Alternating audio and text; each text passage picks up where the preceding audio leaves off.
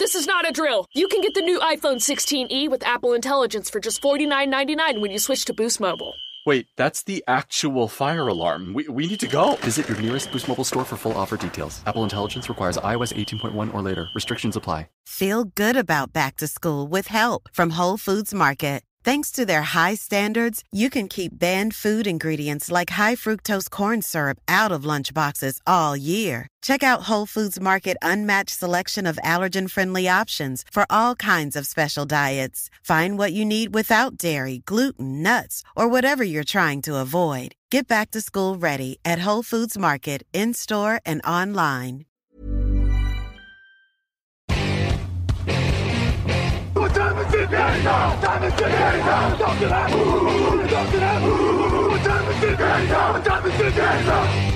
Salut à tous et bienvenue pour un nouveau podcast de Touchdown Actu, un nouveau podcast preview saison 2025 avec un jour, une pastille consacrée à votre franchise préférée. Et aujourd'hui, on s'intéresse aux turpitudes de la grosse pomme puisqu'on va parler des New York Giants au terme d'une nouvelle saison décevante en 2024 avec une des plus mauvaises fiches de la NFC et de la Ligue.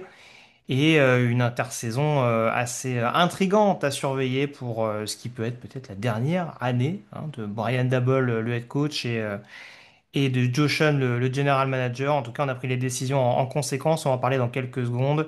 Et un grand fan des Giants, c'est d'ailleurs avec moi, monsieur Victor Roulier. Salut Victor. Et bonjour Grégory, bonjour à toutes et bonjour à tous. Moi j'aime bien les Giants. Historiquement, moi j'ai toujours dit les rivalités de division c'est pas pour moi. J'aime un peu moins les Cowboys, ça c'est vrai. Mais pour le coup, non, j'ai toujours bien aimé les Giants et j'aime beaucoup ton titre. Turpitude dans la grosse pomme. Ça ferait limite livre du jour sur France Inter, tu vois. Un livre un peu sociétal qui dénonce C'est ça. le capitalisme, etc. À bon entendeur. J'imagine vraiment. Mais non, je trouve que des Giants, pour le coup, ça va être une équipe, honnêtement, c'est probablement dans mon top 5 des équipes les plus intrigantes de ce début de saison. Normal. On va décrire un petit peu cette intersaison-là, mais toute intersaison sexy et amenée à nous intriguer commence par un changement de quarterback et par l'arrivée de Jameis Winston en provenance de Cleveland. C'est déjà une clé indéniable dans l'engouement autour de sa Évidemment. franchise. Sachant que, a priori, donc plus sérieusement, on connaît le futur quarterback titulaire, en tout cas celui qui a été annoncé par Brian Daboll au début du camp d'entraînement, Russell Wilson, qui arrive en provenance des Pittsburgh Steelers. Mais ce n'est pas tout, puisque les Giants n'ont pas recruté un, non pas deux, mais trois quarterbacks durant cette intersaison pour remplacer notamment Daniel Jones. Jackson Dart, ancien quarterback de l'université de Ole Miss, a été drafté au premier tour du dernier repêchage, comme on dit du côté du Québec. Il y a eu d'autres modifications offensivement du côté des Giants, avec notamment l'arrivée d'un autre rookie, le running back Cam Skattebo. Ça, c'est au quatrième tour. Donc, c'est un projet, mais qui pourrait avoir un petit peu plus d'impact dans le backfield offensif dès cette saison 2025. On a quelques retouches également en défense, si je n'oublie rien au niveau de l'attaque. Je crois avoir cité les principaux mouvements. Beaucoup de mouvements en défense, notamment avec le front seven qui a été considéré, Abdul Carter, l'un des tout meilleurs pass rushers de ces dernières années en college football, qui rejoint les Giants en provenance de l'université de Penn State. On a également Darius Alexander, le defensive tackle de Toledo, qui a été sélectionné via la draft au troisième tour. Et puis également pas mal de mouvements au sein du backfield défensif, des agents libres notamment, avec Paulson Adebo, cornerback qui arrive en provenance des New Orleans Saints, Javon Holland, surtout le safety qui arrive en provenance des Miami Dolphins. Donc c'est globalement la tendance du côté des Giants. Victor, forcément, quelques mouvements les plus notables, je l'ai dit bien entendu, c'est au niveau du poste de quarterback. Première question évidente que je vais te poser. Est-ce qu'on a progressé sur cette position par rapport à 2024 selon toi? Par rapport à Daniel Jones, oui, bah, c'est difficile de régresser quand même. Daniel Jones, c'est les autres, parce que ça a beaucoup changé encore. Moi, je trouve que Russell Wilson, les gens sont durs avec lui. Il est plus le Russell Wilson flamboyant qu'il a été, c'est vrai. Mais enfin, les gens ont tendance parfois à vraiment le voir comme un quarterback fini. Il n'a pas donné ce que Denver attendait, certes. Mais il n'est pas non plus catastrophique, il n'est pas mauvais. Même l'année dernière, il était correct. Donc je trouve que je vais mettre un peu Winston de côté à ton grand désespoir, mais dans l'idée, une première saison où tu as un Russell Wilson qui va être bon plus, on va dire, si sa ligne tient, on y reviendra. Mhm. Et pour préparer Jackson Dart, qui est même pas obligé de jouer cette saison, voilà. Ce sera ma question après, justement. Ça me paraît cohérent, quoi. Ça me paraît cohérent. Et je veux dire, là encore, on prend le temps de construire. La temporalité est un peu bizarre parce que c'est typiquement une construction de roster pour un coach qui serait en première année. Bon, là, Dabol, il est là depuis quelques temps, donc ça rend le truc un peu étrange. Mais dans l'idée, ça me choque pas. Ça me choque pas de prendre le temps. Et Russell Wilson, je trouve que à court terme, c'est plutôt une bonne solution. Bah, c'est vrai que je te rejoins dans le sens où c'est vrai qu'on l'a vu faire des saisons assez ébouriffantes. En tout cas, il avait franchi un palier significatif à Seattle avec vraiment une production assez intéressante d'un point de vue statistique. Maintenant, oui, aujourd'hui, il semble avoir atteint un certain plafond et il a plus désormais le profil d'un game manager plus dans le sens où il limite les pertes de balles, il est capable d'avoir un minimum de mobilité. Enfin, voilà, c'est un joueur qui va être relativement cérébral, hein, comme il a toujours été en NFL. Et c'est vrai que c'est assez intéressant parce qu'on a l'impression qu'on a recruté Jackson Dart en lui disant, écoute, on a pris un mix de deux quarterbacks. Il y en a un qui est un peu feu follet dans le domaine aérien, qui réfléchit pas trop, mais qui aime bien être spectaculaire. Et puis l'autre qui est beaucoup plus policé, mais qui du coup est un peu sort pas trop des sentiers battus. Enfin voilà, sort pas trop, prend plus trop de risques par rapport à ce qu'on pouvait connaître à une certaine époque. Et donc on a l'impression qu'on lui dit, bah essaye de prendre un petit peu des conseils ici et là, les bons si possible, en fonction de ce que te propose tel ou tel quarterback. C'est un peu comme ça que je l'envisage. Tu commençais du coup à parler de Jackson Dart. Dans une année déjà charnière en effet pour Brian Daboll, est-ce qu'on se risque à le lancer à un moment donné de la saison, sachant que on n'en parle pas souvent depuis le début des pastilles, les Giants ont une bye week qui arrive très très tardivement en saison régulière. Donc la question c'est est-ce que ça vaut vraiment le coup de le lancer pour les 4 ou 5 dernières semaines de saison régulière factuellement? Bah, j'anticipe un peu, mais on en a parlé dans la pastille des Eagles. Le calendrier de la NFC Est est terrible. Les Giants, pour l'instant, si on se base sur les résultats de l'année dernière, c'est le pire calendrier de la Ligue. Hmm. 32e sur 32e. S'ils sont à 0-11 en soi, tu peux le lancer si tu as envie. Mais est-ce que vraiment ça aura un intérêt? Voilà, j'exagère, je dis 0-11, c'est très improbable, mais vous voyez ce que je veux dire. S'il y a vraiment, si vraiment ils sont détachés. Bon, ça peut être compliqué, mais honnêtement, moi, je laisserai au chaud. Je vois pas vraiment d'intérêt de le lancer là-dedans. T'as Wilson, t'as Winston, si jamais il y a une blessure de Russell Wilson. Garde au chaud, franchement, il y a pour moi aucun intérêt. Alors, deuxième question, parce qu'on a évacué la question des quarterbacks. Alors, déjà, parle-nous un petit peu de la ligne offensive, parce que tu Ouais. commençais à l'évoquer. Moi, c'est vrai que ce qui m'embête un petit peu, parce que forcément, on va plus mettre l'accent, vu qu'on parle d'une équipe qui sort d'une saison compliquée, sur les choses qui avaient du mal à fonctionner. C'est vrai qu'ils ont toujours, donc, Malik Neighbors, leur receveur numéro un, drafté très haut il y a quelques mois de cela, et qui devrait proposer, là encore, une solution viable à Russell Wilson d'emblée.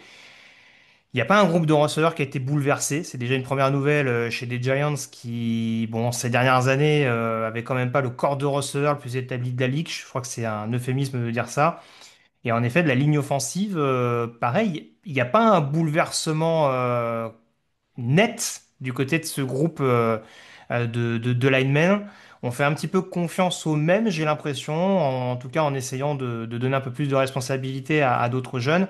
Mais entre un Andrew Thomas, par exemple, qui est souvent blessé, et un Evan Neal, dont on a clairement identifié les limites, pour ne citer que ces deux joueurs-là, c'est quand même pas très très rassurant pour quelques quarterbacks qui soient derrière eux, quoi. Bah, moi, je suis très inquiet, hein. De toute façon, c'est la clé. Ça fait, je sais même pas combien d'années, j'ai envie de dire 10 ans, j'exagère peut-être un peu, mais ça fait très longtemps que les Giants ont des problèmes de ligne offensive.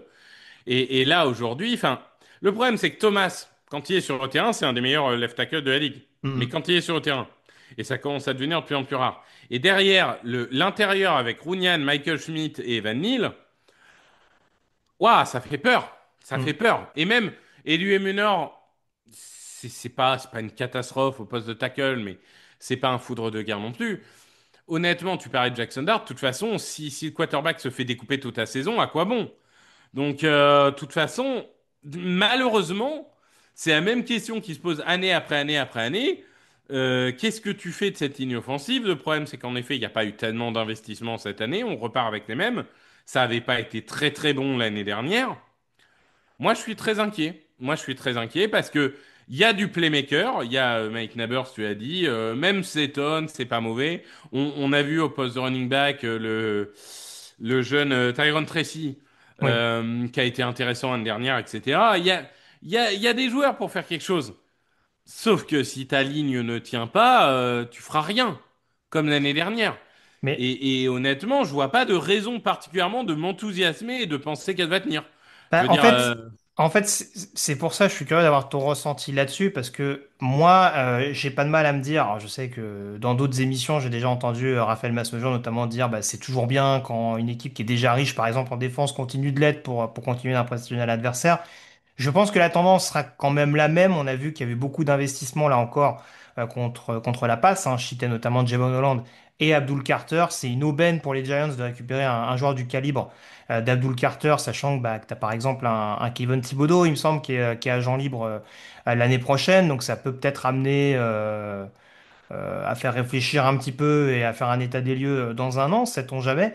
Mais c'est vrai que moi, ce qui me perturbe beaucoup, encore une fois, par rapport à ce qu'on disait notamment sur la question des quarterbacks, c'est qu'on a l'impression qu'on a un front office qui construit pour la suite sans forcément de sentiment d'urgence et qu'on a continué de blinder la défense en exposant clairement l'attaque, parce qu'on se retrouve un petit peu, on parlait de la situation de Cam Ward hier avec Tennessee, mais là on n'est pas loin d'être dans la même situation, c'est-à-dire que quand bien même tu viendrais à lancer Jackson Dart, bah super, il va avoir une défense calibrée XXL comme ça peut être le cas sur beaucoup de rencontres ces dernières années à New York, mais c'est pas là où on attend Brian Dabble qui est un spécialiste offensif. Donc si les Giants sont obligés de gagner des matchs 13 à 10 toutes les semaines en caricaturant volontairement, bah, c'est pas comme ça que tu vas finir avec un bilan de nouveau flatteur et avec des chances de potentiellement jouer à minima une place en wildcard, quoi.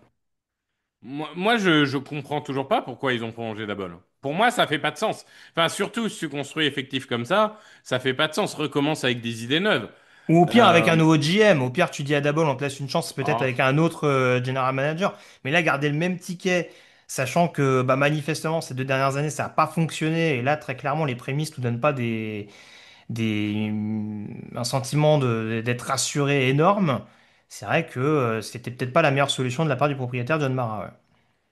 Oui, c'est très étonnant. Après, voilà, on a été très négatif sur l'attaque.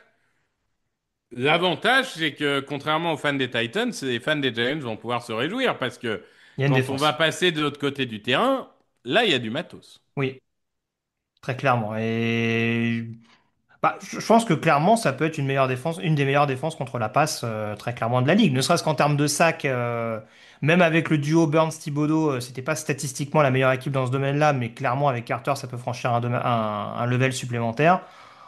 Après, on voit, ils ont quand même des jeunes recrues sur le poste de cornerback. Tu rajoutes en plus un Paulson Adebo qui est assez polyvalent et qui peut jouer un petit peu partout dans le secondary. Javon Holland, j'en parle même pas, qui était un des safety. Alors, sous-estimé, j'ai peut-être pas exagéré, parce que ça c'est un petit peu le mot facile qu'on emploie dès qu'on parle un petit peu moins d'un joueur, mais en tout cas c'était quand même une valeur sûre du côté de Miami ces dernières années. C'est sûr que ouais, ça peut être une défense qui va poser de gros problèmes à certaines lignes offensives poreuses de la ligue. Ouais.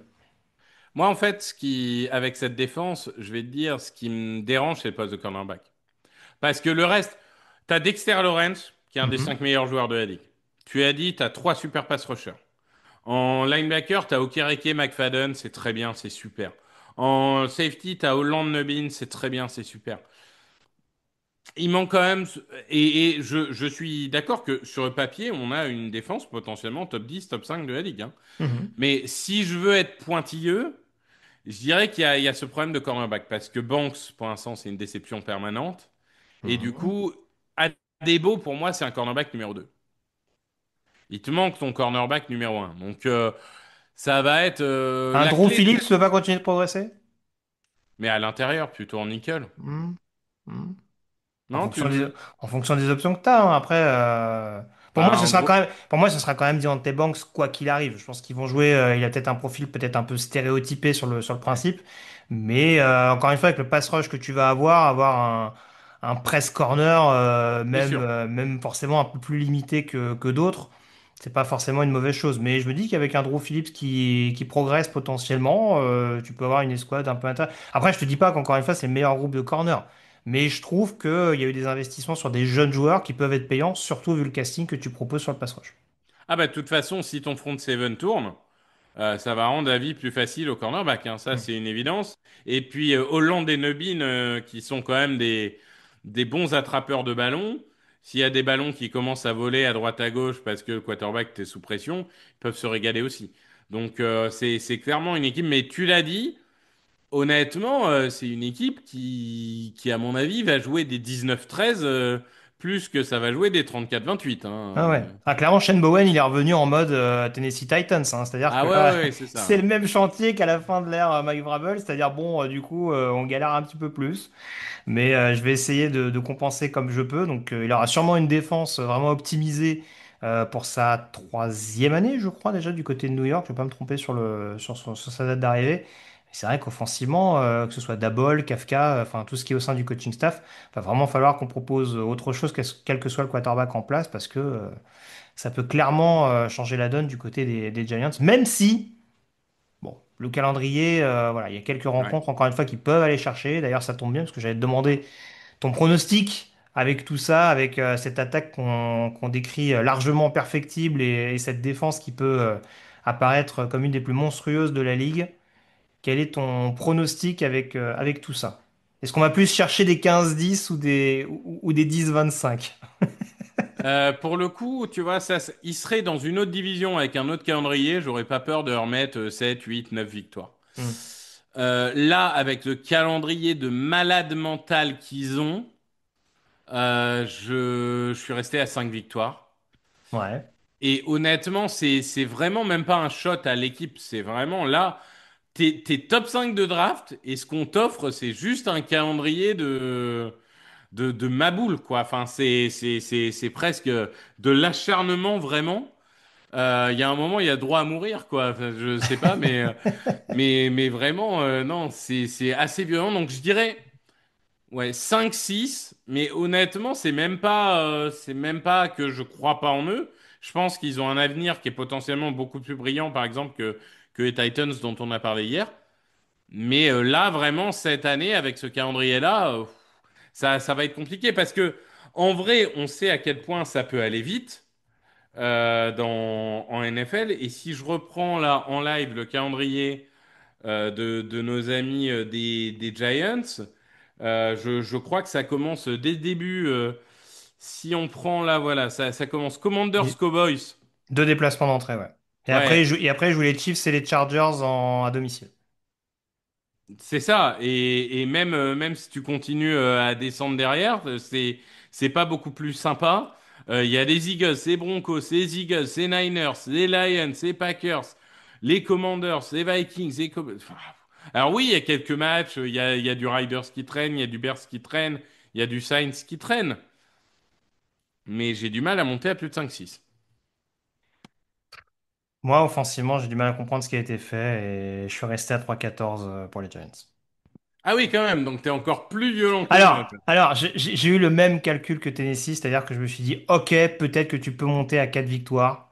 Enfin, pour moi, ça va être une équipe de coups, ça va être une équipe qui va être capable de vraiment enrayer, on va dire, une attaque adverse et du coup peut-être de prendre feu sur une fin de match ou quelque chose comme ça, mais je les vois pas être réguliers sur l'ensemble d'une saison. Encore une fois, j'espère me tromper, comme j'ai dit pour les Titans.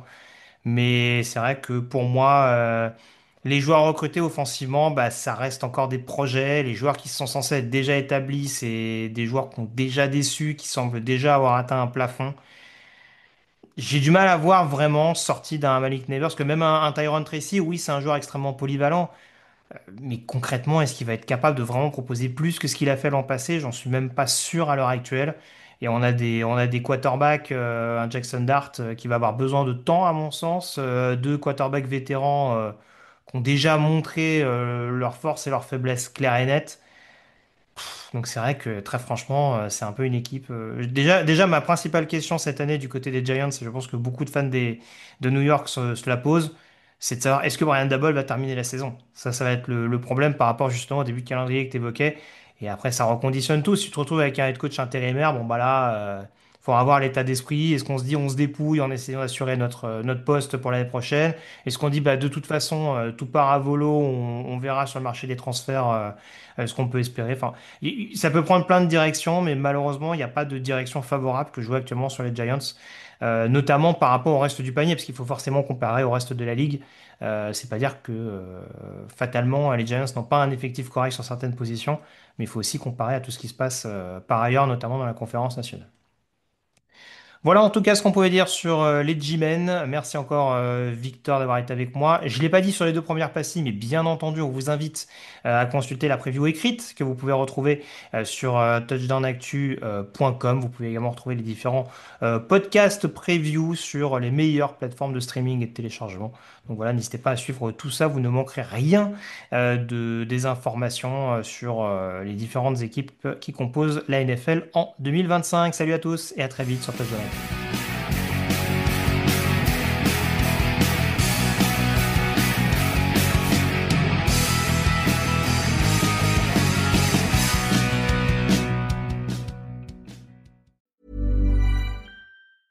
Looking for a wellness benefit your employees will actually use? Meet WellHub, the corporate wellness platform employees love and HR trusts. With fitness, mindfulness, nutrition, sleep, and more, WellHub plans make it easy for employees to check in with their well-being, starting at just $11.99 a month. Companies like Unilever, Northwell Health, and Aflac trust WellHub to keep their teams healthy, engaged, and thriving. Visit wellhub.com for a free trial. Hey, I'm Trisha Hirschberger, gamer, streamer, and Amazon Live host. I stream about tech, gaming, and the stuff I actually buy right here with my community. And Amazon Live makes it easy. Streaming gameplay, scouting new gear, chatting, and shopping all at the same time? That's my kind of multitasking. And it all happens on Amazon Live. Shop on Amazon Live by searching Amazon Live in the Amazon Shopping app and follow your favorite creators today.